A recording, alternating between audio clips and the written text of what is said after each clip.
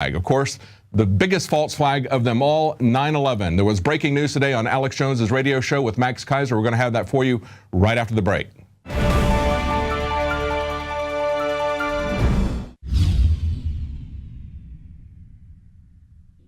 The globalist social engineers are not just targeting us with propaganda. They are manipulating our genetics. We are being targeted at every level by estrogen mimickers that lower our testosterone and other hormones and natural compounds that the body needs. The key is to be aware of this attack and to fight back against it. After consulting top doctors, nutritionists, pharmacists, and others, we have developed what I believe is the ultimate non-GMO organic super male vitality formula sourced from powerful organic herbs harvested around the planet and then concentrated for maximum potency. I've always believed in nutrition and herbs. Super Male Vitality was developed to activate your body's own natural processes instead of using synthetic chemicals. Super Male Vitality by INFOWARS Life is so powerful that I only take half the recommended dose. Visit InfoWarsLife.com today to secure your Super Male Vitality and other powerful products from InfoWars Life.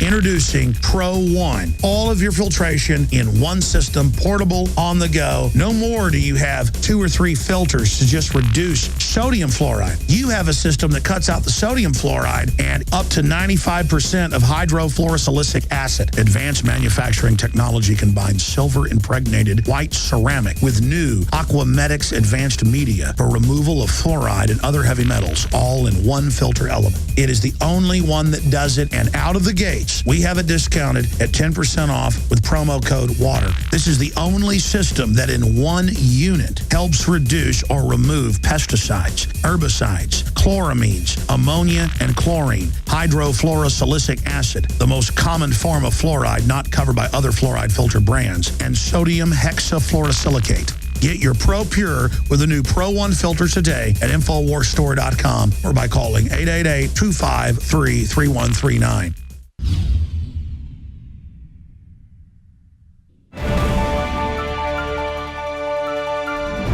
Well, welcome back. Now, as we pointed out in the first segment of the show, we've had some amazing news today. We had a state senator in California who is a major gun control advocate caught selling guns, even rocket launchers, in an FBI sting. Now, of course, unlike Eric Holder and the ATF's Fast and Furious, or I should say False and Furious, he'll probably be going to jail. There doesn't seem to be any chance that they're going to go to jail. We also had a case where the Turkish government was caught red-handed plotting a false flag attack, firing missiles on its own people so that they could start a war with Syria. And of course, we've seen that happening all last summer. They were trying to start a war with Syria. But today on the Alex Jones Show, Max Keiser was a guest, and he pointed out some interesting facts about 9/11. Here's what he had to say.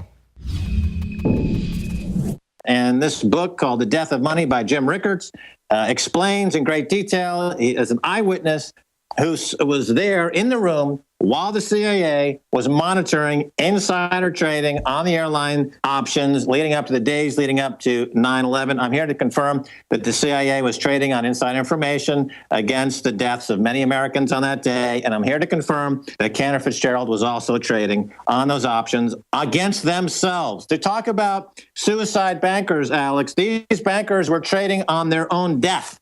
So is it any surprise now that so many bankers are committing suicide? They're psychopaths.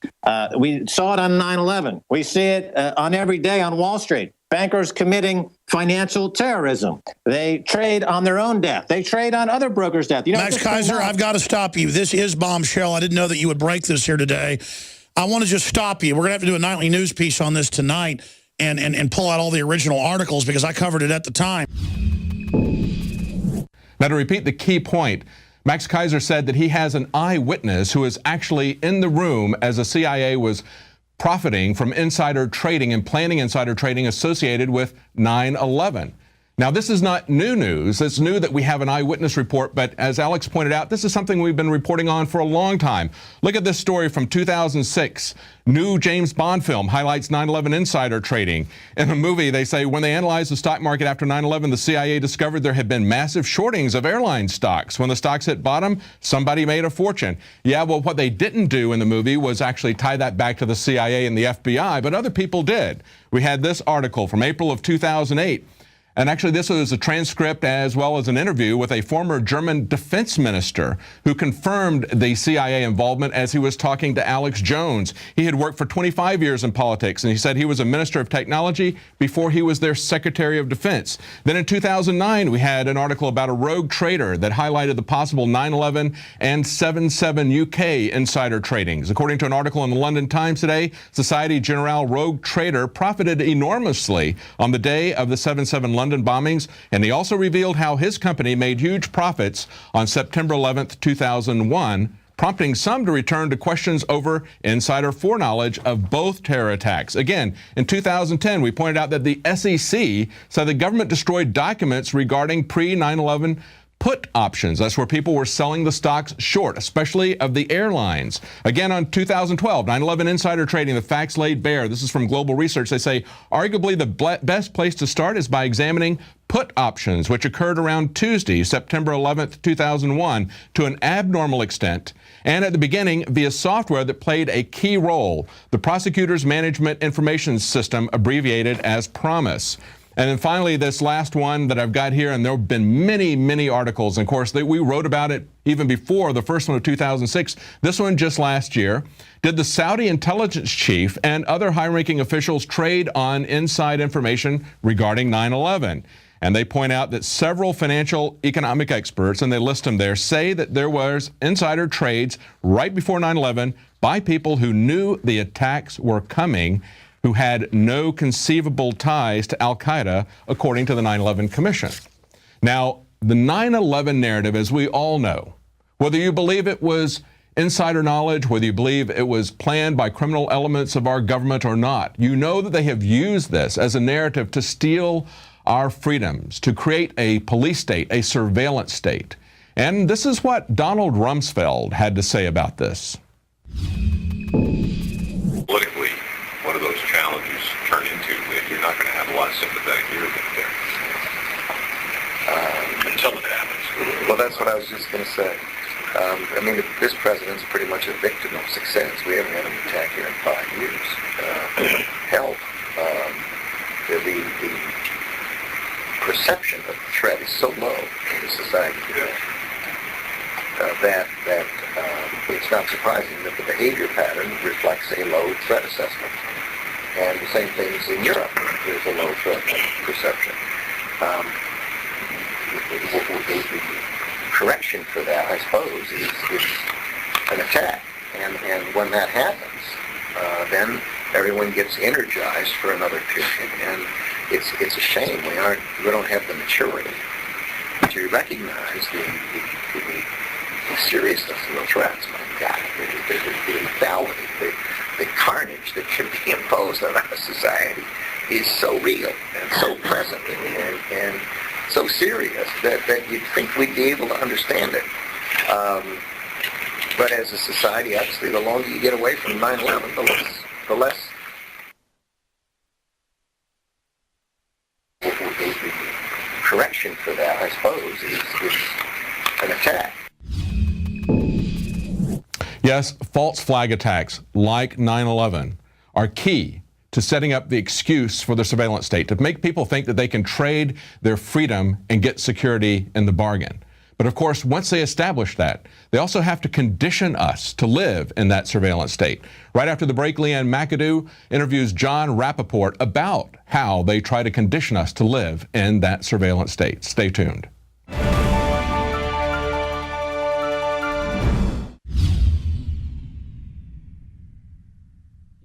Celebrate the spirit of freedom and liberty upon which our nation was founded at INFOWARSShop.com. Molon Lave is ancient Greek for come and take it. This popular design combines both classic Greek Spartan imagery with modern M16 assault rifles. Now available in women's tees and proudly made in the USA. And now you can protect yourself from corrupt cops with the INFOWARS dash cam. It's your car's black box that records all that the driver sees and hears. And introducing the Block It Pocket. It renders your phone undetectable while protecting your private data and your health. Or take back your privacy and protect your personal information by getting your very own Detractor cell phone pouch. So get incredibly high-quality, freedom-based products and help fund the revolution at INFOWARSShop.com.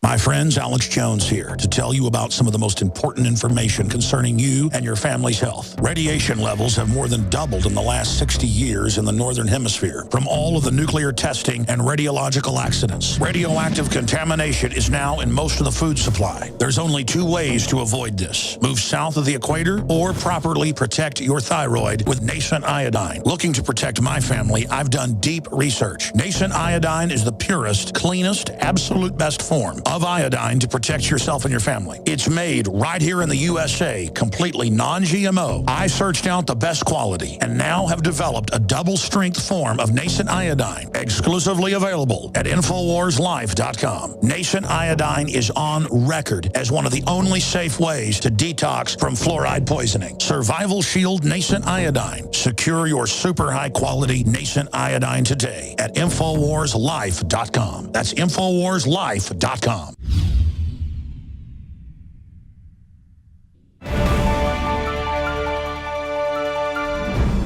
Today I'm going to be speaking with John Rappaport. He is a regular contributor to InfoWars.com. He is the author of 2 explosive books, The Matrix Revealed and Exit from the Matrix. He was nominated for a Pulitzer Prize. He's been an investigative journalist for more than 30 years, covering politics and health, and you can read more of his work at nomorefakenews.com. Let's welcome John.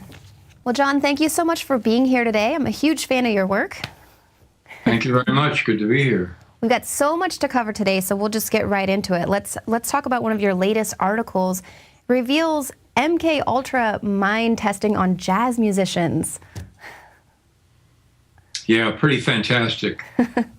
This was at the U.S. Narcotics Farm in Lexington, Kentucky. I was actually in New York in the 40s and 50s when jazz musicians would get busted for drugs. They would either be sent to Lexington, Kentucky, or they would volunteer to go.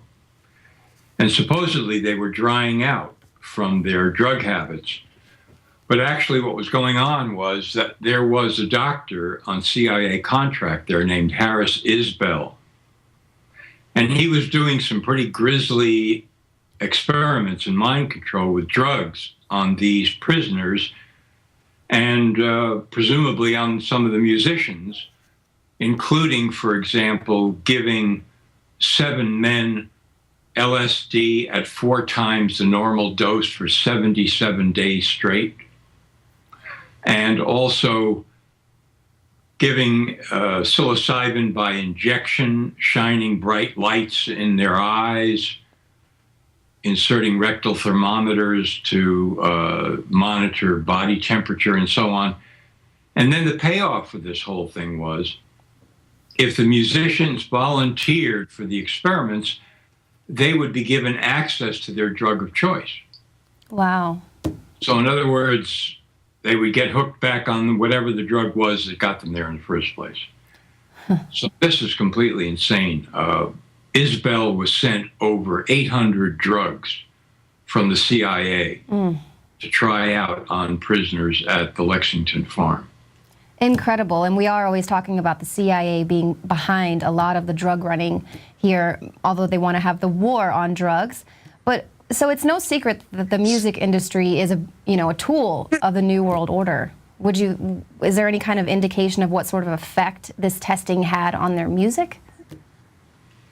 Hard to say, but I'm sure it wrecked the lives of a number of these people and made them vulnerable to all sorts of nefarious outside influences or influences within the industry and so forth.